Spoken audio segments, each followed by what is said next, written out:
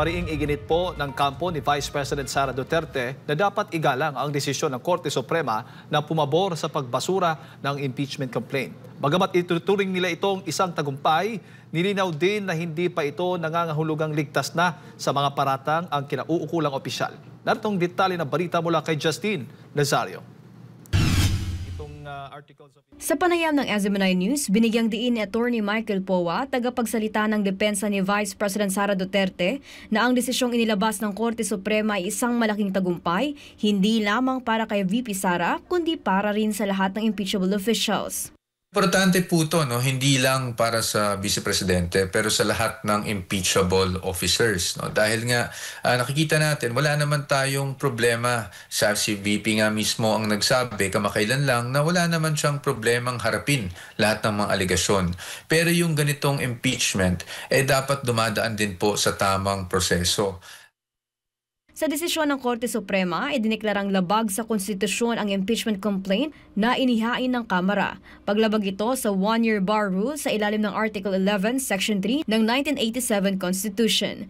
Giit ni Powa, bukod sa paglabag na ito, hindi rin nasunod ang due process sa proseso ng impeachment. Kasabay nito nanawagan si Powa sa publiko na igalang ang desisyon ng Supreme Court kasunod ng mga batikos na tinatawag itong tuta ng Vice Presidente.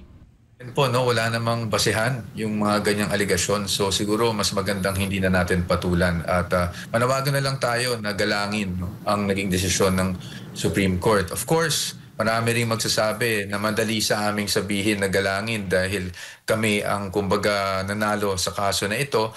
Pero ang importante ay galangin natin ang naging desisyon ng mga huwes, lalong-lalo ng Supreme Court, because we are a country ruled by laws, no?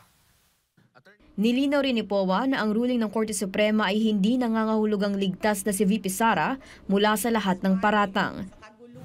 Hindi po. No, actually very clear po ang Supreme Court na sinasabi doon ay yung decision does not absolve her, no, of the allegations doon sa articles of impeachment.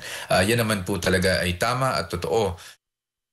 Nakatakdang talakayin ng Senado ang 77 pahinang desisyon ng kataas-taasang hukuman sa Agosto 6 ngayong taon, kasama na ang mga dissenting opinion ng ilang maestrado.